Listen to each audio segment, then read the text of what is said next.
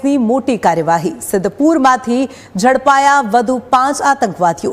મોટા આતંકવાદી હુમલાની ફિરાકમાં હતા આરોપીઓ। મોટી ઘટનાને અંજામ આપે તે પહેલા જ તેમની ધરપકડ કરી લેવામાં આવી છે। કેમિકલ એટેકથી આ ઘટનાને અંજામ આપવાના હતા। આતંકીઓની જૈશ એ મોહમ્મદ સાથે પણ સંડોવણી હોવાનું સામે આવી રહ્યું છે।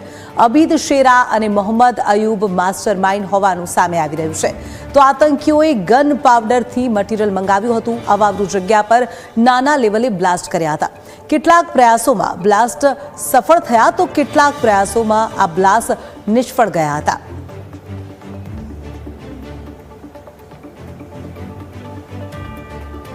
आठ आरोपीઓના 14 દિવસના આપણને રિમાન્ડ મળ્યા હતા। આ રિમાન્ડ દરમિયાન પણ આઈઓ દ્વારા ઘણી બધી જે ચીજો છે જે કે પહેલા આપણને એના ટેલિફોનિક પુરાવા મળી આવ્યા હતા।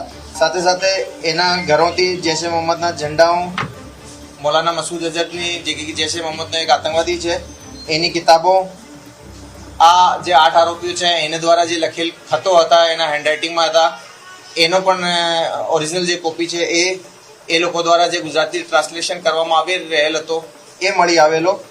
આ લોકોના ઇન્ટ્રોગેશન દરમિયાન જાણવા મળેલ કે જે અગાઉ પકડાયેલ આરોપીઓમાંથી એક આરોપી જેનું નામ છે આમીન શેરા, એની સાથે અમુક બીજા પણ આરોપીઓ મળેલ હતા। જે લોકોએ મળીને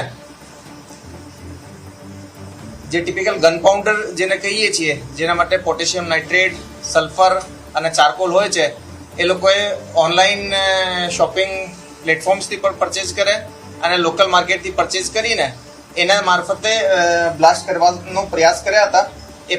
એ જે બ્લાસ્ટની ગતિ પ્રક્રિયા હતી એ લોકો શીખવા માટે કરી રહ્યા હતા। બ્લાસ્ટ કરવાની કામગીરી છે એમાં અમીન શેરા સાથે સાથે અહેમદ અને જકરિયાને પણ એના બાબતમાં ખ્યાલ હતો અને એમાં બીજા 5 આરોપીઓની પણ આઈડેન્ટિફિકેશન થઈ જેના નામો બિલાલ આબિદ શેરા, મોહમ્મદ અબ્દુલ કડીવાલ, મોહમ્મદ અયુબ સુણસરા, સઈફ રઈસ મુખી અને મોહમ્મદ હસન હનીફ કારડિયા। આ લોકોને કાલે અમે કોર્ટમાં પ્રોડ્યુસ કર્યા છે વધારેના 5 આરોપીઓને અને એના રિમાન્ડ લેવામાં આવેલ છે। 8 દિવસના રિમાન્ડ આ લોકોને મળ્યા છે। શરૂઆતમાં જાણવા મળેલ છે કે જે બિલાલ છે બિલાલ દ્વારા આમીનને શરૂઆતી 3 વર્ષ પહેલા એક પેનડ્રાઈવ આપવામાં આવેલી હતી જેમાં મૌલાના મસૂદ અઝહર અને જૈશે મોહમ્મદનો જે બીજો જે લિટરેચર છે એનો એ બહુ મોટો કમ્પાઇલેશન છે। એમાંથી અમુક કિતાબોની આ લોકોએ પ્રિન્ટ આઉટ કાઢીને આપસમાં વેચણી કરતા હતા। કહી શકાય કે આ ગુજરાત એટીએસની કામગીરીથી એક એ મોડ્યુલ જે કે બહારથી પણ સંપર્કમાં હતો અને જાતેથી અહીંયા પણ લિટરેચરના બેસિસ ઉપર એક્સપ્લોસિવ માટે એક્સપેરિમેન્ટ કરતો હતો એના સમય ઉપર પકડી લેવામાં આવેલ છે।